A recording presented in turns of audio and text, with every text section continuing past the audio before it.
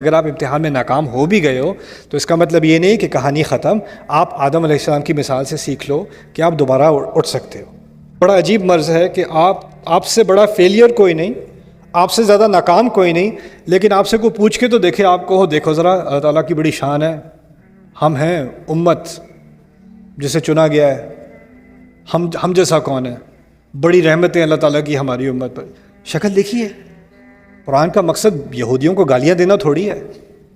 قرآن کا مقصد مجھے اور تمہیں بات سمجھانا ہے کہ ہم اس مصیبت میں نہ پڑ جائیں. بات تو یہ تھی. اب ان 3 امتحانوں کو سمجھ لیں.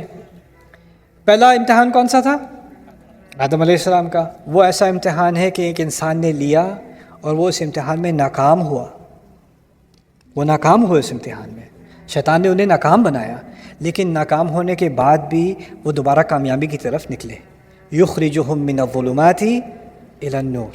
اللہ اندھیروں میں سے نکال کر دوبارہ روشنی کی طرف لے آتا ہے. یعنی اگر آپ امتحان میں ناکام ہو بھی گئے ہو تو اس کا مطلب یہ نہیں کہ کہانی ختم. آپ آدم علیہ السلام کی مثال سے سیکھ لو کہ آپ دوبارہ اٹھ سکتے ہو، آپ دوبارہ اللہ تعالیٰ کی جو ہے رحمت میں داخل ہو سکتے ہو. یہ پہلا امتحان ہے، فیل ہونے کے بعد دوبارہ پاس ہونا. دوسرا امتحان کس کا تھا؟ بنی اسرائیل. ان کو فیل ہونے کا شوق تھا، اور فیل ہونے کے بعد جو پاس کرنے کا طریقہ دیا گیا، توبہ کر لو، واپس آ جاؤ. توبہ کا بھی کوئی ان کا خاص اہتمام نہیں ہے. تو ایسے لوگ ہیں جن کو بس یعنی امتحان دیے گئے، کئی موقع دیے گئے، ایک دفعہ نہیں کئی موقع دیے گئے کہ اپنے آپ کو سیدھا کر لو، لیکن ان کو بس فیل ہونا ہی ہونا تھا. تو یہ دوسرا سینیریو ہو گیا. ایک تو ہے کہ فیل ہو کے دوبارہ پاس ہو سکتے ہو، دوسرا ہے کہ فیل ہو کے اور مزید فیل ہوتے جاؤ، اور پھر یہ بھی کہو کہ ہم سے بڑا پاس ہونے والا کوئی نہیں. رائٹ. یہ بھی بڑا عجیب مرض ہے کہ آپ سے بڑا فیلئر کوئی نہیں، آپ سے زیادہ ناکام کوئی نہیں، لیکن آپ سے کوئی پوچھ کے تو دیکھے آپ کو، دیکھو ذرا اللہ تعالیٰ کی بڑی شان ہے، ہم ہیں امت جسے چنا گیا ہے، ہم جیسا کون ہے، بڑی رحمتیں اللہ تعالیٰ کی ہماری امت پر. شکل دیکھیے، حرکتیں دیکھیے اپنی، کہاں سے رحمتیں ہیں. ارے جی پتہ نہیں. اب وہ پیچھے تاریخ کی بات گئی، یہ فلانے یہ ان کا بڑا ٹور تھا کہ وہ اپنی تاریخ کی مثالیں دیتے تھے کہ ہم تو ان کی قوم ہے، ہم تو موسیٰ کی قوم ہے، ہم تو فلانے کی قوم ہے. اللہ نے کہا اچھا ان کی قوم ہو، ان کے بارے میں بات کر لیتے ہیں. ان کے ساتھ کیا کرتوت کی تھی تم نے، ان کے ساتھ کیا حرکتیں. یعنی وہ اصل میں ان کو فخر تھا اپنی تاریخ پر، اور اللہ تعالیٰ نے اس تاریخ میں سے جو چیزیں وہ ذکر کرنے سے شرماتے تھے نا کہ اس پھر اصلیت سامنے آتی ہے، انہی کا ذکر کیا ہے سورۃ البقرہ میں. اور اسی طرح سے ایک مرض سامنے لایا گیا ہے کہ امت کی شخصیت میں، امت کی نفسیات میں، ہماری امت کی نفسیات میں شاید یہ مرض آ سکتا ہے. کیونکہ ہم نے شروع میں فاتحہ میں کیا دعا کی تھی؟ مغضوب علیہم کی طرح مت بنا دینا ہمیں. تو کیا مرض آ سکتا ہے؟ ہماری تاریخ دیکھیں، عمر بن الخطاب رضی اللہ تعالی عنہ، ابو بکر صدیق رضی اللہ، صلاح الدین، یہ دیکھیں ہم نے کیا کیا فتح نہیں کیا، ہماری فتوحات. یار تم ذرا اپنی سڑک تمہاری کتنی گندی ہے، اور تم عمر رضی اللہ عنہ کی فتوحات کی بات کر رہے ہو. مسجد میں تو تمہاری لڑائیاں ہو رہی ہیں، اور تم ایک امت کی بات کر رہے ہو. کہاں کی بات کہاں لا رہے ہو؟ لیکن کیا اپنی حقیقت نہیں دیکھنی؟ بس تاریخ کے سہارے سے ورلڈ نمبر 1، ہم سے بہتر کون ہوگا، ہم ہی چنے ہوئے لوگ ہیں، باقی سب تو جہنم کی لکڑی ہیں، وہ جلانے کے لیے بنائے گئے ہیں، ہمارے لیے تو جنت کا انتظار ہے. کیسے کما رہے ہو جنت؟ یہی تو مرض تھا پچھلے والوں کا. اس لیے تو اس کی خبر 80 آیات صرف ان لوگوں کے مرض کے اوپر. کیوں؟ کیونکہ وہ مرض اتنا خطرناک ہے. قرآن کا مقصد یہودیوں کو گالیاں دینا تھوڑی ہے. قرآن کا مقصد مجھے اور تمہیں بات سمجھانا ہے کہ ہم اس مصیبت میں نہ پڑ جائیں. بات تو یہ تھی. تو دوسرا امتحان کیا ہے؟ جو فیل ہو، اور فیل ہونے کے باوجود اس کے دماغ میں کیا ہو کہ ہم سے زیادہ کامیاب کون ہو سکتا ہے. پھر تیسرا امتحان ہے ابراہیم علیہ السلام کا، جن کے ہاں ناکام ہونے کا امکان ہی نہیں ہے. مشکل ترین امتحانات، اور وہ سب میں کامیاب ہوئے، سب ایک کے بعد ایک میں کامیاب ہوئے. اب ہمارے سامنے 3 امکانات ہیں. ایک امکان ہے کہ امتحان لیا جائے اور ہم بغیر گرے پھسلے کامیاب ہو جائیں. دوسرا امکان وہ ابراہیم کا امکان ہے. دوسرا امکان میرے سامنے کیا ہے کہ میں ناکام بھی ہوتا رہوں اور اپنے اندر ایک مرض ڈال لوں، ایک جھوٹی قصہ کہانی ڈال لوں کہ میں بہت کامیاب ہوں. اور تیسرا یہ ہے کہ آدم علیہ السلام کی طرح غلطی بھی کروں، پھر توبہ کروں اور دوبارہ کامیاب ہو جاؤں. 3 سینیریو. اب کہا گیا کہ تمہارا امتحان لیا جا رہا ہے. تو اس نقطۂ نظر سے بھی سمجھ لیں کہ جو بات بقرہ میں ہو رہی ہے، سمجھایا جا رہا ہے کہ اب امت کس مقام پر کھڑی ہے. وہ ہر انسان اپنے آپ سے پوچھے میں کہاں کھڑا ہوں. کیا میں گر چکا ہوں؟ اگر میں گر چکا ہوں تو مجھے آدم علیہ السلام سے سیکھنا چاہیے. اگر میں کئی سالوں سے گرا ہوا ہوں اور اپنے اندر میں نے اپنے آپ کو ایک جھوٹ بتایا ہوا ہے کہ میں سب سے بہترین ہوں، سب کے اندر خرابی ہے، میرے اندر تھوڑی ہے، باقی سب میں خرابی ہے. کچھ مسلمانوں میں کیا مرض ہوتا ہے، وہ دیکھتے رہتے ہیں کس میں کوتاہی ڈھونڈوں، آئینے کے علاوہ ہر جگہ، اور ہر جگہ ہر اس میں یہ خرابی ہے، اس کو نماز پڑھنی نہیں آتی، اس کی تجوید خراب ہے، اس کا یہ، اس کا لباس، اس کا وہ، اس کا یہ، اس کا علم. لسٹ بنائی ہوئی ہے آپ نے ہر ایک کی، کس میں کیا خرابی ہے. بس ایک ہی بچے ہوئے ہیں آپ ماشاءاللہ سے. اگر کاش کے سارے لوگ آپ کی طرح ہو جاتے تو سارے جنتی ہوتے. کیونکہ اگر ہم نے کچھ کیا بھی ہوگا تو باقی کی طرح تو نہیں. لن تمسنا النار الا ایاما معدودا، وہی تو ان کا مرض تھا. آگ تو ہمیں تو تھوڑی چھوئے گی، آگ تو بنائی باقی لوگوں کے لیے گئی ہے. اس لیے تو میں سب باقیوں کو بچانے کے چکر میں ہوں. میں تو بچا ہوں، میرے پاس تو ٹکٹ ہے یار، باقیوں کے پاس نہیں ہے. تو یہ چیز جو ہمیں سکھائی جا رہی ہے، اس سے ہمیں جب آپ ان احکام کے بارے میں پڑھیں گے، جب وہ حصہ آتا ہے سورۃ البقرہ کا، تو پھر مجھے اور آپ کو یہ بات سمجھ میں آئے گی کہ ہم احکام کے ساتھ بھی مذاق بنا سکتے ہیں بنی اسرائیل کی طرح. ہم اس میں کوتاہی بھی کر سکتے ہیں آدم علیہ السلام کی طرح، ایسا بھی ہو سکتا ہے. اور ہمیں کوشش یہ کرنی چاہیے کہ ہم اس طرح سے کامیاب ہوں جس طرح کہ ابراہیم علیہ السلام کامیاب ہوئے تھے. اسی لیے سورۃ الحج کے آخر میں ہمیں کہا گیا ہے ملت ابیکم ابراہیم ہوا سماکم المسلمین، تم اپنے والد ابراہیم علیہ السلام کے مذہب کی پیروی کر رہے ہو، انہوں نے تمہارا نام مسلمان رکھا ہے. اس آیت میں 2 تفاسیر کی گئی ہیں. سورۃ الحج کی آیت میں ہوا سماکم المسلمین، یہ پہلی کہ ابراہیم علیہ السلام نے خود تمہارا نام مسلمان رکھا ہے، اور اس کی دلیل لائی گئی ہے سورۃ البقرہ سے ہی. ربنا وجعلنا مسلمین لک ومن ذریتنا امۃ مسلمۃ لک، ہمارے رب مجھے اور اسماعیل کو اپنے لیے مسلمان بنا دے اور ہماری اولاد میں سے ایک مسلمان امت نکال دے. تو اس سے نکالا گیا ہے کہ ابراہیم علیہ السلام نے خود ہمارا نام مسلمان رکھا، مسلم رکھا. دوسری ہوا کا جو رجوع ہے وہ اللہ تعالیٰ کی طرف ہے کہ اللہ تعالیٰ نے خود تمہارا نام مسلمان رکھا ہے، تمہیں مسلم اللہ تعالیٰ نے خود تمہیں یہ اعزاز دیا ہے. آخری بات جو میں آپ سے بتا دوں، آپ کے سامنے رکھ دوں کہ بنی اسرائیل اور ہمارا آپس میں تعلق کیا ہے. ہمارا بنی اسرائیل سے بہت گہرا تعلق ہے. کوئی بھی اگر قرآن سنجیدگی سے پڑھ رہا ہو نا شروع سے آخر تک، تو اس کو اس بات کا احساس ہوگا کہ قرآن میں بنی اسرائیل اور بنی اسرائیل کے انبیاء کا ذکر سب سے زیادہ ہے. اکثر بات انہی کے بارے میں ہو رہی ہے. سب سے زیادہ ذکر کیا ہوا رسول موسیٰ علیہ السلام، بنی اسرائیل. تورات موشے اسے وہ کہتے ہیں، موسیٰ کی تورات. ہم کہتے ہیں کتاب اللہ، وہ کہتے ہیں تورات موشے. ان کے ہاں یہ مصطلح استعمال ہوتی ہے. اس کے بعد بنی اسرائیل میں بھیجے گئے انبیاء کے بارے میں، بنی اسرائیل خود کے بارے میں جن چیزوں کا ذکر ہے وہ قرآن میں اس کی اکثریت ہے. تو ہمارا بنی اسرائیل سے ایک بہت گہرا تعلق ہے. اور یہ بھی بات عجیب سی ہے کیونکہ عیسائی بنسبت یہود، عیسائی بہت بڑی تعداد ہے، دنیا کی میجورٹی سمجھ لیں، اور یہود ایک بہت چھوٹی مائنورٹی ہے دنیا میں، بہت ہی چھوٹی قوم ہے. تو اگر پاپولیشن کے حساب سے دیکھا جائے تو زیادہ بات کس کے بارے میں ہونی چاہیے تھی؟ عیسائیوں کے بارے میں. اتنی سی قوم کے اوپر اتنا فوکس. اس سے ہمیں بات کیا پتہ چل رہی ہے کہ سائز سے کچھ نہیں ہوتا. کوئی قوم بڑی ہو یا چھوٹی ہو اس سے کچھ نہیں ہوتا. اللہ تعالیٰ نے اگر ان کو چنا ہوتا اور انہوں نے اللہ تعالیٰ کے احکام کو فالو کیا ہوتا تو یہ دنیا کے حکمران ہوتے. لَأَكَلُوا مِن فَوْقِهِمْ وَمِن تَحْتِ أَرْجُلِهِمْ، یہ اوپر سے نیچے سے دونوں سے کھاتے اللہ تعالیٰ کہتے ہیں. لَوْ أَنَّهُمْ أَقَامُوا التَّوْرَاةَ وَالْإِنْجِيلَ. لیکن خاص ان کا ذکر اتنا زیادہ شاید اس لیے بھی کیا جا رہا ہے کہ ہمارے اور ان کے درمیان بہت ساری چیزیں ایک جیسی ہیں. تو یہ آخری بات آج میں آپ کے سامنے رکھ رہا ہوں، پھر میری بات ختم ہے. ہمارے اور ان کے درمیان کیا چیزیں مشترک ہیں. ان کے جو قوم کے ان کو بانی سمجھ لیں، جنہوں نے ان کو ایک امت بنایا، وہ موسیٰ علیہ السلام ہے. ٹھیک ہے نا. بنی اسرائیل تو اولاد تو پہلے سے تھے، لیکن قوم کب بنے ہیں؟ وہ موسیٰ علیہ السلام کی لیڈرشپ میں بنے ہیں وہ قوم. اور ہمیں امت بنایا گیا ہے رسول صلی اللہ علیہ وسلم کی بعثت کے بعد، محمد رسول اللہ صلی اللہ علیہ وسلم. تو موسیٰ علیہ السلام اور رسول صلی اللہ علیہ وسلم کے بارے میں دو تین باتیں سمجھ لیں. موسیٰ علیہ السلام کون سی قوم میں بھیجے گئے تھے؟ دنیا کے کون سے خطے میں تھے جب وہ نبی بنائے گئے؟ کہاں بھیجا گیا انہیں؟ فرعون کی طرف، مصر میں. ٹھیک ہے نا. مصر میں ان کا سامنا ہوا ایک بڑے گھمنڈ کرنے والے، تکبر کرنے والے کافر سے، جس نے تمام آیات کا انکار کیا. یہی بات تھی نا. رسول صلی اللہ علیہ وسلم کہاں بھیجے گئے؟ مکے میں بھیجے گئے، قریش. وہاں بھی ان کو بڑے تکبر کرنے والے قریش ملے جنہوں نے تمام آیات کا انکار کیا. اسی لیے مکی قرآن میں جب رسول صلی اللہ علیہ وسلم مکے میں تھے، موسیٰ علیہ السلام کی مثال اور موسیٰ علیہ السلام کا جو مکالمہ ہوا ہے فرعون سے، جو سامنا کرنا پڑا انہیں فرعون کا، اس کا بار بار ذکر ہے مکے کے اندر. کیوں؟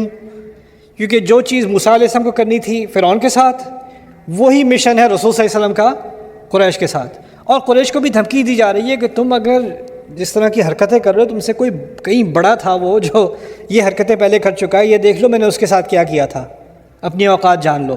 تو ان کو فرعون کی مثال دی جاتی ہے اور رسول صلی اللہ علیہ وسلم کو موسیٰ کی مثال دی جاتی ہے.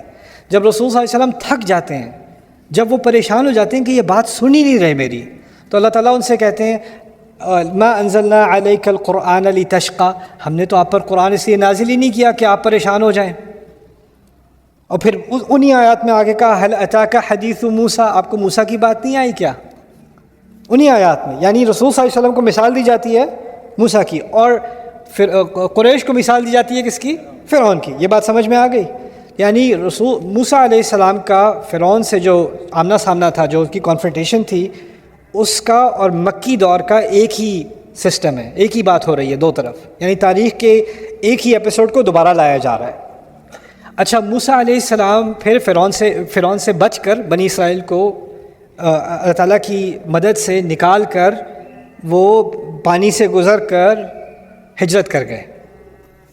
رسول صلی اللہ علیہ وسلم کے خلاف سازش کی گئی کہ ان مسلمانوں کو ختم کرو اب، اور اللہ تعالیٰ کی مدد سے وہ صحرا گزر کر کہاں پہنچ گئے؟ مدینے پہنچ گئے. وہاں بھی ہجرت ہے، یہاں بھی ہجرت ہے.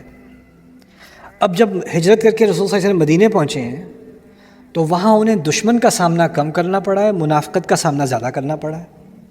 یعنی ان کے ماننے والے آگے سے ان کی باتوں کا انکار کرتے ہیں، پیچھے سے ان کی باتوں کو انڈرمائن کرتے ہیں، مسئلے کھڑے کرتے ہیں. اگر آپ مدنی قرآن پڑھیں، مدنی قرآن میں یا تو جنگوں کا ذکر ہے، جنگوں سے کہیں زیادہ منافقت کا ذکر ہے. منافقت کی بات ہوئی، وہ اصل مسئلہ ہے. اب موسیٰ علیہ السلام دوسری طرف پانی سے گزر کر، چلو فرعون تو پیچھے رہ گیا، اب وہ صحرا میں ہے، سینا میں ہے. وہاں انہیں کس کا سامنا کرنا پڑا ہے؟ نفاق کا سامنا کرنا پڑا ہے. یعنی آپ موسیٰ علیہ السلام کے کیریئر میں دو حصے ہیں، ایک تو فرعون کا سامنا کرنا ہے، فرعون کی مصیبت، دوسری منافقت کی مصیبت. رسول صلی اللہ علیہ وسلم کے مشن میں ایک تو قریش کی مصیبت اور دوسری منافقت کی مصیبت. یعنی جو سیکوینس ہے، جو سیرت بھی ہے، اس میں بھی ایک طرح سے ایک پیرلل ہے. باقی انبیاء کے آپ قصے پڑھیں تو اس میں ایک حصہ ہوتا ہے یا دوسرا ہوتا ہے. یا تو نوح علیہ السلام کے قصے میں جیسے مکے والا دور ہے، نوح علیہ السلام کے قصے میں، صالح علیہ السلام کے قصے میں مکے والا دور ہے، ٹھیک ہے نا. لیکن دونوں پہلو، مکی پہلو اور مدنی پہلو، دونوں ایک ہی سیرت میں وہ کس کے ہیں؟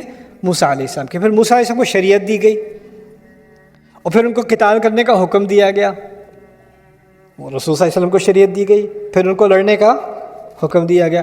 ان کے ہاں کچھ منافقون تھے، انہوں نے کہا ان سے تو ہم نہیں لڑ سکتے، آپ جاؤ، آپ اور آپ کا بھائی جاؤ. مدینے والے جو منافق تھے انہوں نے کہا آپ جاؤ، اور آپ کے جو مکے والے بھائی ہیں یہ جاؤ، یہ ہمارا مسئلہ تھوڑی ہے. آپ پہلے تو مدینے میں آئے، پھر یہ سارا مسئلہ ہمارا مسئلہ بنا دیا.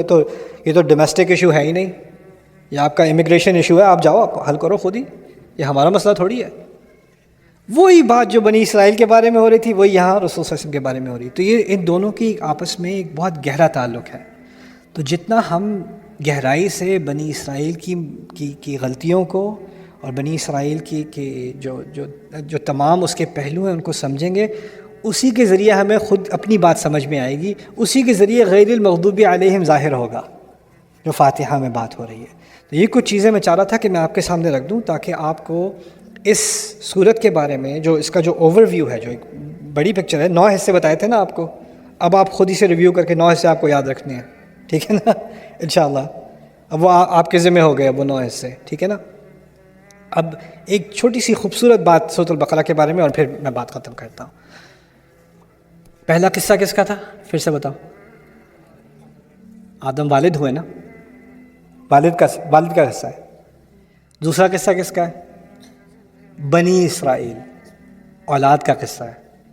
پہلا قصہ والد کا، دوسرا قصہ اولاد کا، اولاد ہیں اسرائیل کی، بنی اسرائیل، والد اولاد۔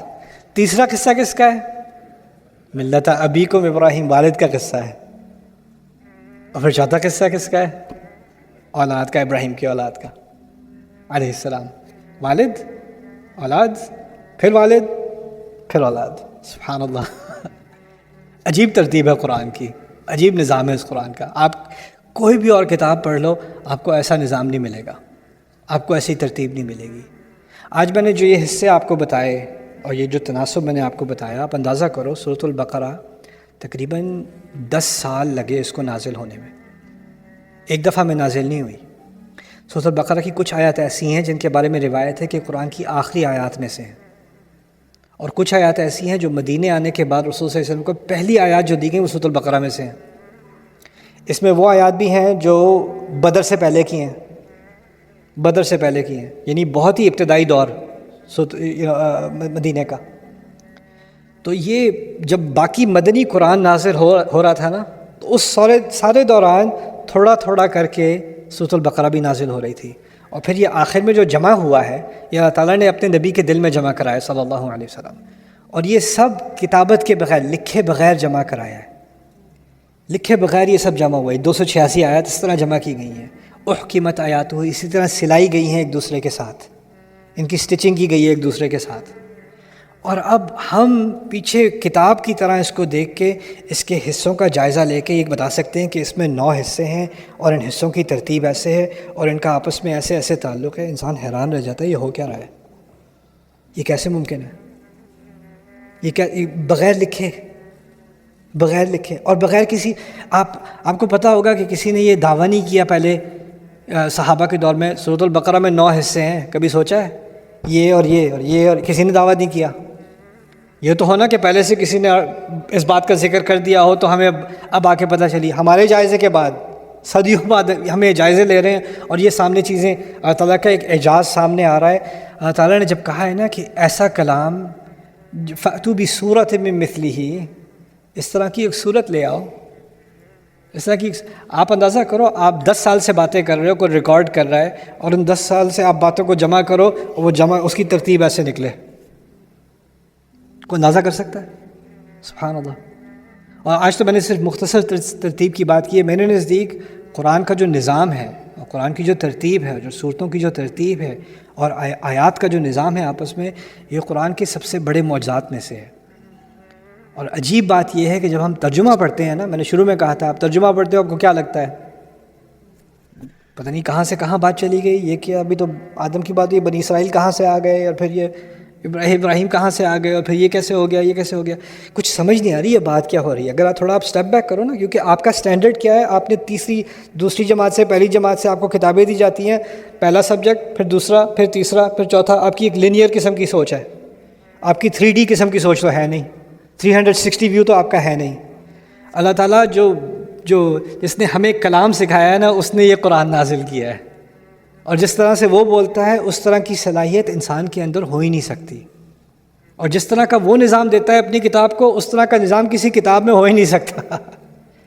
یہ تو صرف اللہ تعالیٰ کا کرنے کا کام ہے۔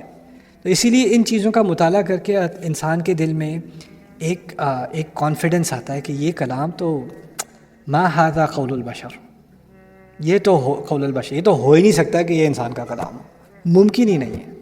اللہ تعالیٰ ہمارے اس قرآن میں کے ایمان میں اضافہ کرے، ہماری ہدایت میں اضافہ کرے، اور اس میں جو حکمت اور جو واعظ جو نصیحت ہے اس کو دل میں لینے کی اور اس کو عمل میں لانے کی توفیق دے۔ بارک اللہ لی ولکم فی القرآن الحکیم ونفعنی وإیاکم بالآیات والذکر الحکیم۔ السلام علیکم ورحمۃ اللہ تعالیٰ وبرکاتہ۔